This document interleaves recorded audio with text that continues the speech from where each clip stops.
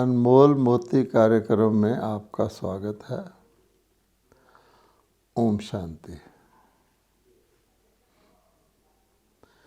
गीता में भगवानुवाच है कि वेद शास्त्र अध्ययन जप तप दान क्रियाओं आदि से मेरी प्राप्ति नहीं होती। भगवान जब अवतरित होते हैं तो देखते हैं कि हम भारतवासी भगत बन के और जिसको हम ज्ञानी समझते हैं, शास्त्र पढ़ने वाले भक्त और ज्ञानी बन के अनेक प्रकार के वेद शास्त्र पढ़ रहे हैं, अनेक प्रकार के भक्ति के कर्म कांड कर रहे हैं, फिर भी अज्ञान अंधकार में है। इसको दूर करने के लिए सबसे पहले परमपिता परमात्मा अवतरित होकर हमको यह बात बताते हैं।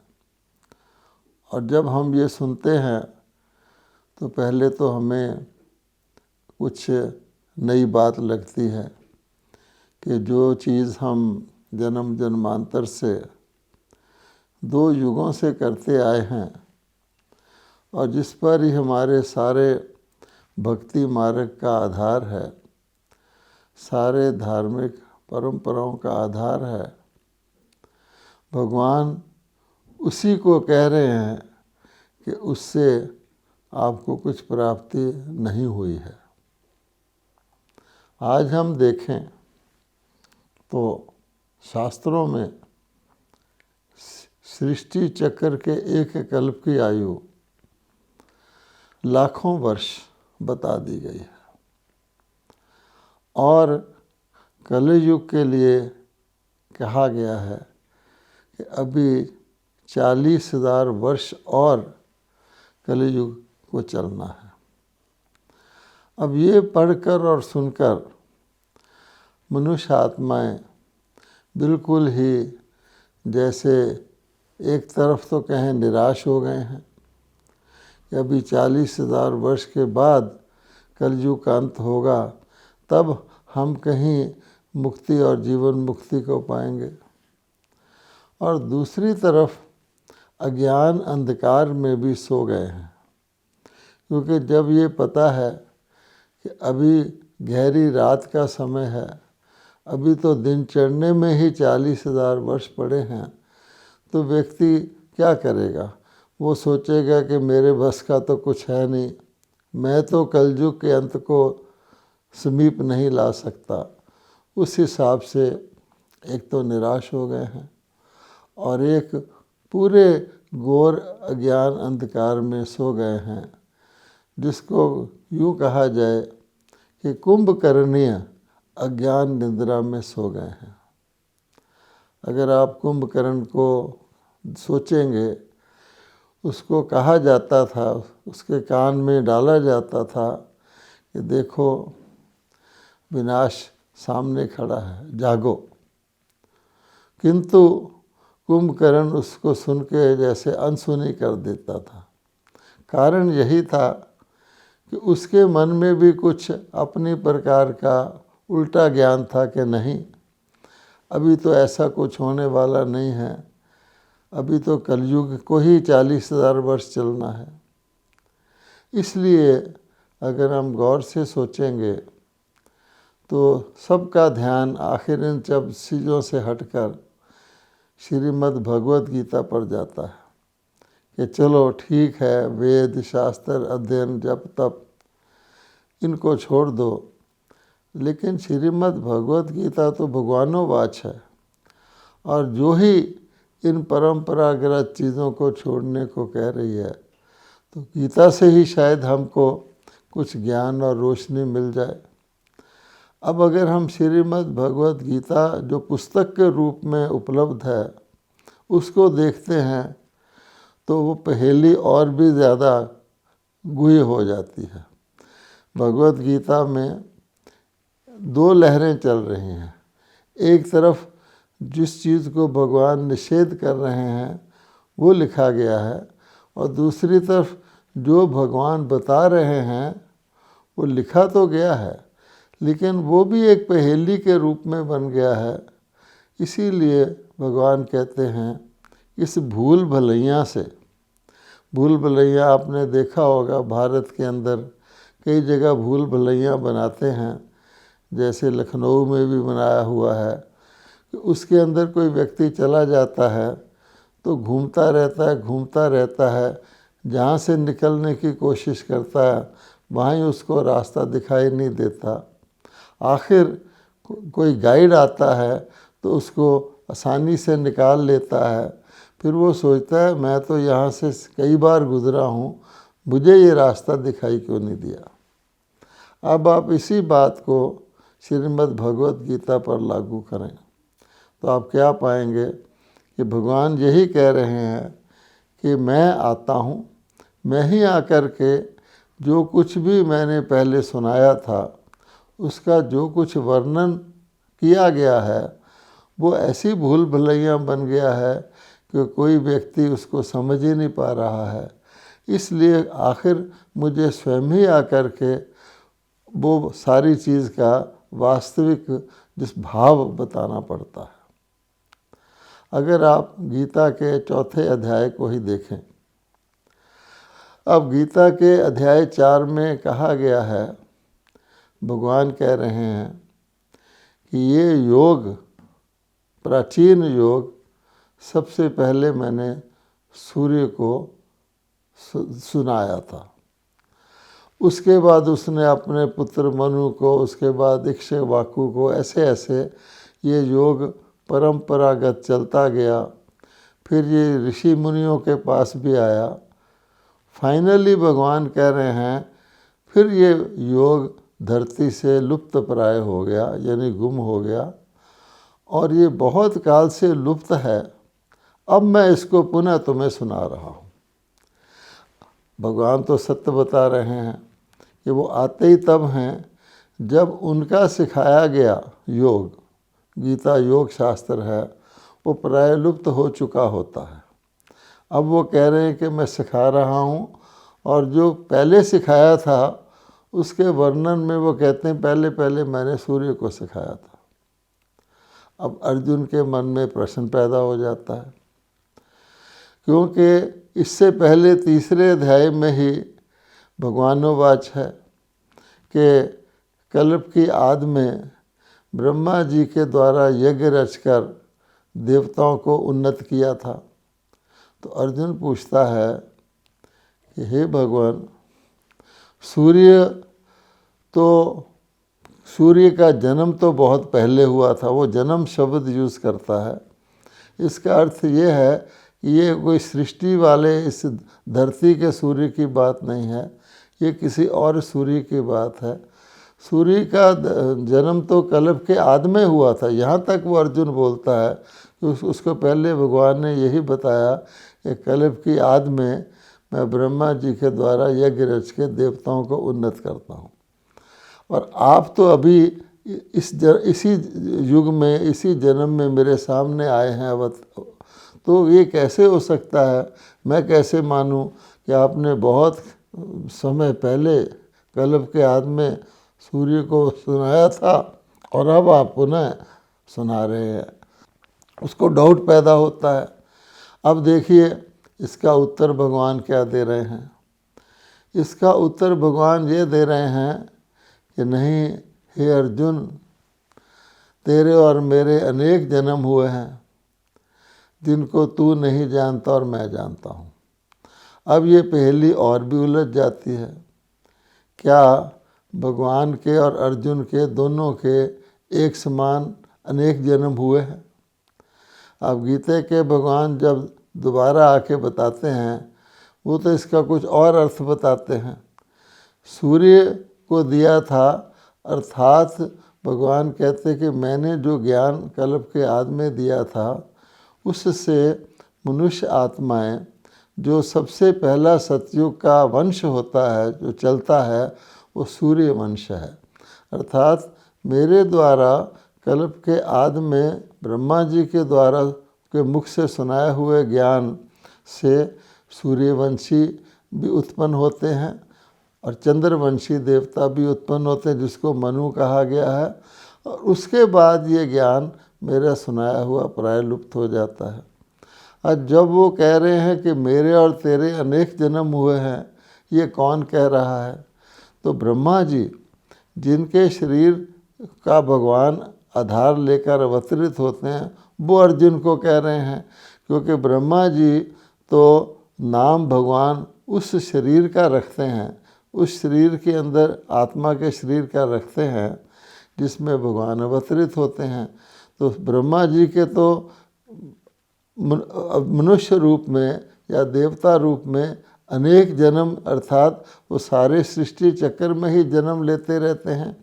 इसलिए उनके लिए कहा गया है ब्रह्मा का दिन और ब्रह्मा की रात, के दिन में भी अर्थात पहले 2 युगों में भी वो जन्म लेते रहते हैं और आखिर के 2 युगों में भी जन्म लेते रहते हैं। हाँ, उनका नाम सभी जन्मों में ब्रह्मा नहीं रहता, उनका हर जन्म के साथ अपना नाम बदलता जाता है। जब वो देवता थे, प्रथम देवता, तो उनका नाम श्री कृष्ण था। उसके बाद अनेक जन्म लेते लेते लेते अंतिम जन्म में वो साधारण मनुष्य होते हैं, उनका कोई लौकिक नाम होता है। परमात्मा जब उनके शरीर रूपी माध्यम का आधार लेते हैं, तब वो उनका नाम ब्रह्मा रखते हैं, क्योंकि उनके द्वारा वो अलौकिक रचना करते हैं। अब गीता पढ़ने वाले को तो प्रश्न ही पैदा होगा कि भगवान कह रहे हैं तेरे और मेरे दोनों के अनेक जन्म हुए हैं, जिसको तू नहीं जानता मैं जानता हूँ। अच्छा, व्यक्ति के अंदर, अर्जुन के अंदर अभी ये प्रश्न और ही हलचल पैदा कर रहा है, तो उसके अगले श्लोक में फिर भगवान क्या कहते हैं? भगवान कहते हैं मैं अजन्मा हूँ और मैं प्रकृति को अधीन करके प्रकट होता हूँ। और कब प्रकट होता हूँ?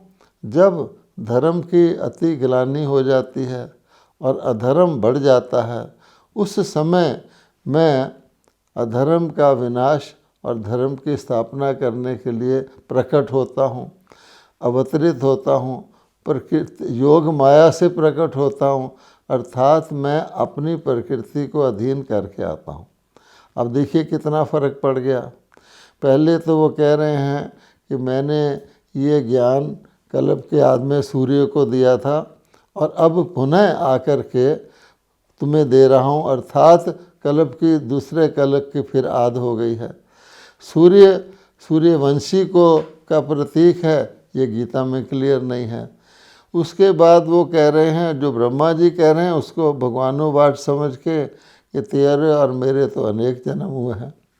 और अब वो कह रहे हैं कि मेरा जन्म तो केवल जब अति धर्म ग्लानि हो जाती है तो धर्म स्थापना के लिए आता हूँ और मैं जन्म नहीं लेता हूँ, मैं तो अजन्मा हूँ और मैं प्रकृति को अधीन करके मनुष्यों के आगे प्रकट होता हूँ।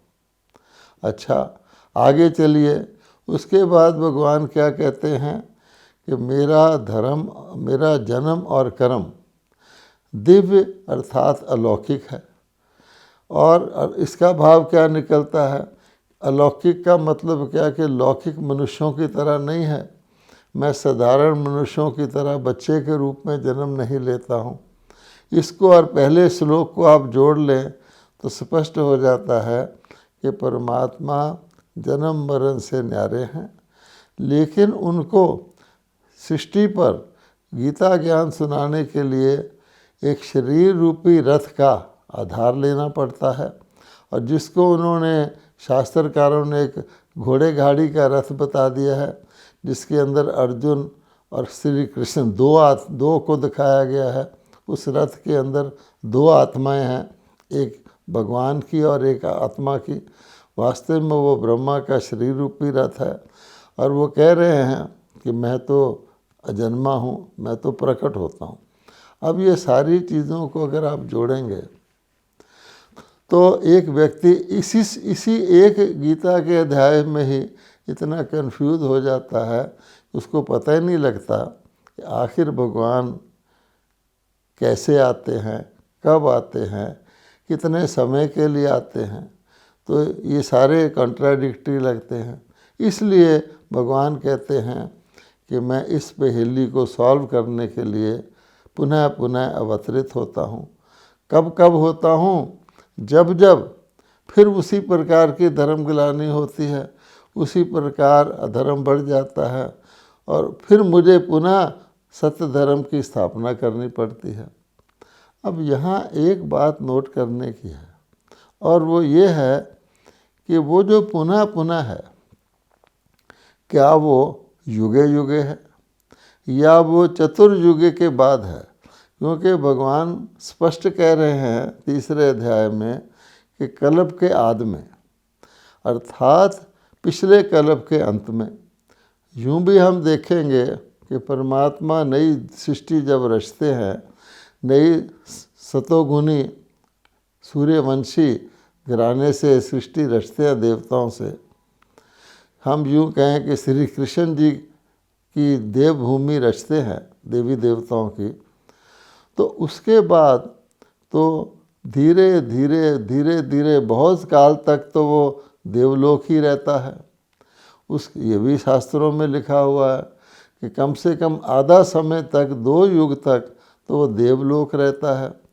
जब तक सतो प्रधान और सतोगुण चलते हैं धरती पर, तब तक तो देवी देवताओं का, सूर्यवंशी और चंद्रवंशी देवी देवताओं की राजधानी चलती है। द्वापर में आकर जब रजोगुण शुरू होता है, तब साफ साफ कहा है कि देवताएं पुण्य क्षीण हो जाते हैं। परमात्मा ने जो उनको दिव्यता, पवित्रता की प्रारब्ध दी थी, वो धीरे धीरे समाप्त हो जाती है। पुण्य क्षीण होकर वाम मार्गीय बन जाते हैं, ये भी कहा हुआ है।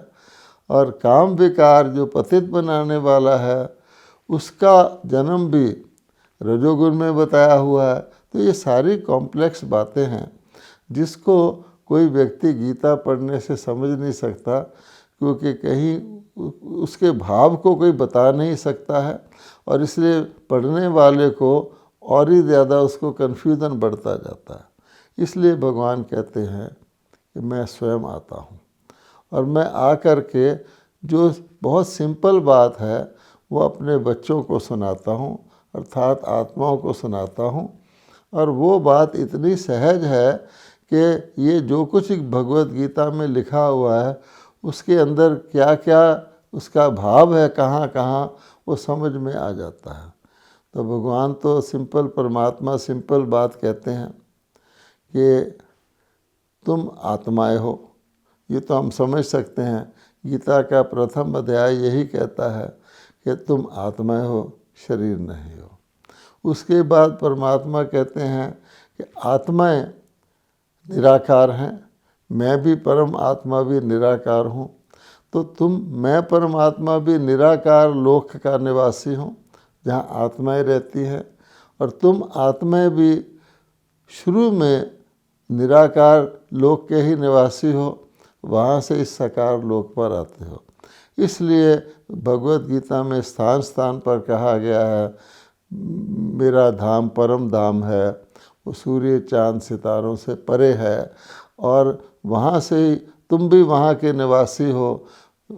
आत्माएं जब मुक्त होती हैं, परम गति को पाती है, तो वहीं पर परम धाम में ही मेरे पास आ जाती है। तो सिंपल बात यह है, हम सब आत्माएं इस साकार लोक पे आने से पहले परलोक अथवा परम धाम में होती हैं। ये तो सिंपल बात है। अब 3 लोक भगवान ने बताए हैं। अब ये जो साकार लोक है, इसमें शरीर के बिना आत्मा रह नहीं सकती। और शरीर जैसे कोई बीज होता है, धरती में डालने के बाद वो पौधा ज़रूर बनता है, और शरीर आत्मा के लिए आवश्यक है। क्योंकि अगर आत्मा को कुछ कर्म करना है और कुछ अपने आप का अभिव्यक्ति करनी है, तो उसको शरीर चाहिए। आत्मा को देखने के लिए, सुनने के लिए, बोलने के लिए, अच्छा कर्म या ना अच्छा कर्म करने के लिए शरीर तो चाहिए। और शरीर के अंदर मन है जो सोचता है, बुद्धि है जो निर्णय करती है। तो शरीर की स्थूल और सूक्ष्म इंद्रियां हम सब धारण किए हुए हैं। अब क्योंकि हम बहुत काल से, भगवान कहते हैं लाखों वर्ष का कल्प नहीं है, 40,000 वर्ष का कलयुग नहीं है, केवल ये 5,000 वर्ष का खेल है। और माना भी जाता है कि 5,000 वर्ष पहले आज से भगवान ने गीता सुनाई थी। तो 5,000 वर्ष भी बहुत लंबा अरसा होता है, जिसमें सतयुग, त्रेता, द्वापर, कलयुग 1250 वर्ष के होते हैं। हम उसमें अनेक जन्म लेते हैं, 84 जन्म लेते हैं। तो जब हम परम धाम से आत्मा रूप में आते हैं और जन्म लेते लेते लेते जब हम आज की अवस्था में आ जाते हैं, तो हम अपने आप को शरीर ही मानना शुरू कर देते हैं, क्योंकि अनेक शरीरों के द्वारा हम जन्म लेते हैं। अब भगवान कहते हैं कि तुमको अब वापस जाने का टाइम है, क्योंकि जब कल्प का अंत होता है तो सभी आत्माएं एक बार ज़रूर परम धाम में वापस जाती हैं। और परम धाम में जिस स्थिति से आत्माएं आई थी, पावन स्थिति से आई थी, पवित्र स्थिति से आई थी, निर्विकारी स्थिति से आई थी, उसी में उनको वापस जाना होता है। इसलिए भगवान कहते हैं कि जब मैं आकर के अवतरित होकर के ब्रह्मा जी के मुख के द्वारा ये ज्ञान सुनाता हूँ, जिसको कहा जाता है मुख वंशावली, ब्रह्मा के बच्चे बनाता हूँ, तो तुमको बताता हूँ अब आपको फिर आत्मा बनना है और पावन आत्मा बनना है, क्योंकि पावन आत्मा ही तुम परम धाम से आए थे। और उसके लिए भगवान कहते हैं पावन बनने का एकमात्र तरीका है कि मैं पतित पावन हूँ, परमात्मा, मेरे साथ तुम स्नेह युक्त संबंध रखो, अर्थात लगातार या निरंतर अपना बुद्धि योग मेरे साथ रखो, अपने को आत्मस्वरूप में समझो। शरीर में रहते हुए भी तुम अपने को आत्मस्वरूप में समझो। ये अभ्यास करते करते, क्योंकि अब तुमको जाने का समय है, तो तुमको यही तैयारी करनी है कि जब वो समय आए तब तुम यहाँ से हर प्रकार से, हर बंधनों से मुक्त हो जाओ, जिसको मुक्ति शब्द प्रयोग किया गया है। दूसरे शब्दों में हम ये कह सकते हैं कि जो हम कर्म करते हैं वो 2 प्रकार के होते हैं, क्योंकि इस चौथे अध्याय में ही उसके बाद फौरन परिचय देने के बाद भगवान ने कर्मों की गति बताई है। तो भगवान कहते हैं कर्म 2 प्रकार के होते हैं। एक वो कर्म है जो आपको बंधन में बांधते हैं, जो आपको परम धाम में जाने से रोकते, आप जा नहीं सकते। और दूसरे वो कर्म होते हैं जो आप करते तो हैं लेकिन उनमें बंधन नहीं आता, वो कर्म एक प्रकार के जिसको कहा जाता है अकर्म होते हैं। तो भगवान ने गीता में यही कहा है। वो कौन से कर्म हैं जो अकर्म हैं, अर्थात वो कर्म जो हम परमात्मा की याद में रहकर करते हैं, आवश्यक शरीर के लिए जो आवश्यक कर्म है वो करते हैं। जिन कर्मों के अंदर हमारा किसी भी प्रकार का स्वार्थ नहीं होता है, जिन कर्मों के अंदर हम किसी अन्य आत्माओं को के लिए भी हम कोई द्वेष भाव, घृणा भाव, ईर्ष्या भाव नहीं रखते हैं, क्योंकि ये उस प्रकार के कर्म हमें बंधन में बांधते हैं। तो उसका एक ही भगवान तरीका बताते हैं कि अब जाने का समय है, आपको तो ज्ञान मिल गया, आप स्वयं को भी आत्मा देखो, दूसरे को भी आत्मा देखो, और हर एक के लिए कल्याण का भाव रखो, शुभ भाव रखो। मुझे मानसिक तौर पर स्नेह से मेरे साथ कनेक्टेड रहो, क्योंकि खाली याद भगवान की वो कनेक्शन जुड़ता ही नहीं। परमात्मा के जिसको कहा जाता है लव लीन हो जाओ, अर्थात परमात्मा के स्नेह में खो जाओ, तो तुम अपने आत्मस्वरूप की, देह से न्यारे स्वरूप की अनुभूति करोगे। और बहुत काल से जब ये अभ्यास करते रहोगे और दूसरों को कराते रहोगे, तो तब आप कर्मातीत अवस्था आपकी गिनी जाएगी कि आप कर्म तो करेंगे, लेकिन आपके कर्म आपको किसी बंधन में नहीं बांधेंगे। उसको हम ये कह सकते हैं ईश्वर अर्थ कर्म करेंगे। यानी अन्य आत्माओं को भी जो परमात्मा हमको परिचय दे रहे हैं, परमात्मा कहते हैं मैं सारी दुनिया की आत्मा को तो परिचय नहीं दूंगा, मैं आपको दूंगा, आप आगे देंगे, वो आगे देंगे। जिसको ये कहा गया है सूर्य को दिया, फिर उसने मनु को दिया, उसने इक्ष्वाकु को दिया, इत्यादि इत्यादि। इस प्रकार से जैसे जड़ को बीज शक्ति दे देता है, फिर वो ऊपर सारे वृक्ष तक फैलती है। ये दिव्य कर्तव्य परमात्मा हमसे करा रहे हैं। तो बहुत सारा जो एक प्रकार का भूल भुलैया हैं, उससे परमात्मा छुड़ाकर हमको गीता का सार बताते हैं कि वर्तमान समय वापस जाने का समय है, पवित्र बनो और योगी बनो। ओम शांति।